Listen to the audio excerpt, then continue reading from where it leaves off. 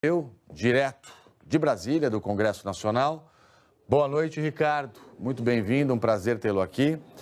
Como é que essas invasões estão repercutindo entre os parlamentares e o que de fato está sendo feito para levar esse debate às últimas consequências? Muito boa noite para você, Trali. Muito obrigado. Ótima noite para quem nos acompanha aqui na edição das 6. Pois é, essa série de ocupações vem desencadeando também por parte do MST repercussões, claro, aqui no Congresso Nacional. Você pode citar aí, por exemplo, pelo menos 3 frentes. Já houve 2 projetos apresentados por parlamentares para punir esses invasores de terras rurais. Há também protocolado por parlamentares, deputados aqui da oposição na Câmara dos Deputados, um pedido de abertura de CPI para investigar o MST. Então, há uma série aí de eventos que vem desencadeando em consequências aqui no Congresso Nacional, nesse abril que é considerado pelo movimento até um abril vermelho, um mês onde o movimento propõe e executa uma série de ocupações e invasões em terras, invasões inclusive que envolveram já o INCRA, né, o Instituto Nacional de Agropecuária, o Instituto Nacional de Colonização e Reforma Agrária e também a Embrapa, a empresa brasileira, aí sim, de pesquisa agropecuária. Inclusive, sobre isso, a gente já vai ver aqui do nosso lado uma repercussão do próprio ministro da Agricultura, Carlos Fávaro, que diz ser inaceitável. A gente está vendo essas palavras. Ele diz que sempre defendeu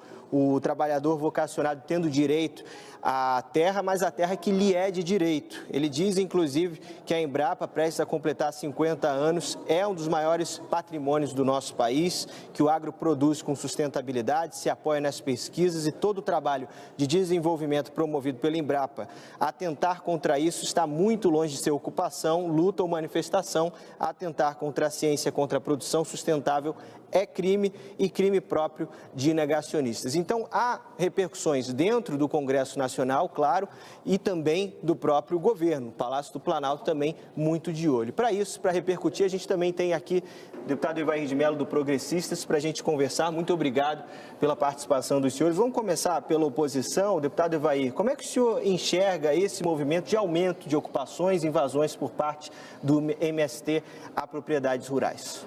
O que era o movimento da política, o governo, por ter deixado a corda frouxa, virou um caso de polícia.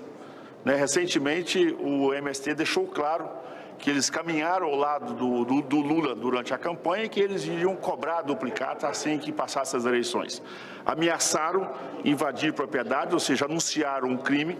Como prêmio, ganharam uma viagem à China com o Lula e, na volta, cumpriram essa promessa de invasão de propriedade, levando o terrorismo, levando a comprovação do crime para a estabilidade no campo brasileiro, se tornando agora já um caso de polícia. Por isso, CPI, por isso a investigação, e nós já pedimos, inclusive, a prisão desse líder do MST, porque claramente anunciaram o crime e entregaram esse crime, trazendo, como eu disse, estabilidade no campo brasileiro. Deputado Evair, como é que o senhor enxerga também essa lacuna não ocupada ainda ao longo de anos nesse ponto específico da falta de uma reforma agrária de qualidade? Olha, trazer um número, isso é importante.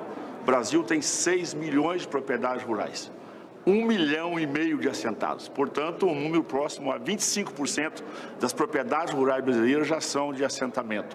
Isso é importante dizer porque estão invadindo propriedades produtivas, fazendas de pesquisas. Num passado recente, invadiram fazendas experimentais, destruindo material genético.